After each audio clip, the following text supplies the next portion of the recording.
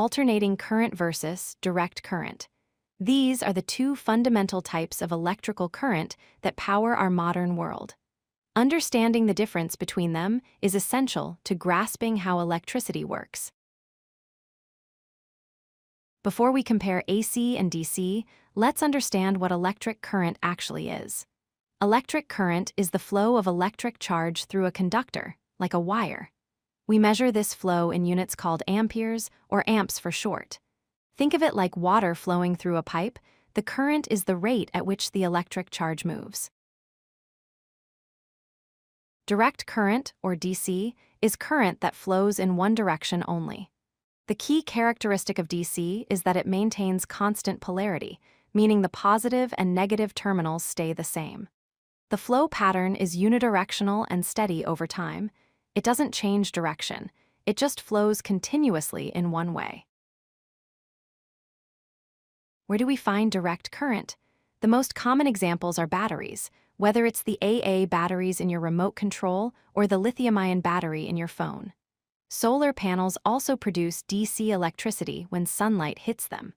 Fuel cells, which convert chemical energy into electrical energy, are another source of direct current. Alternating current, or AC, is quite different.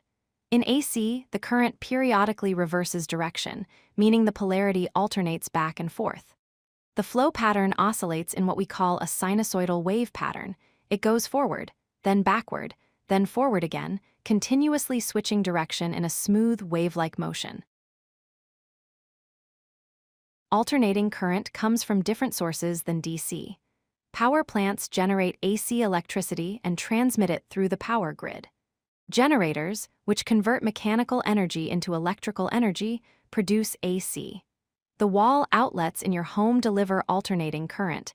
That's what powers most of your household appliances. Let's summarize the key differences.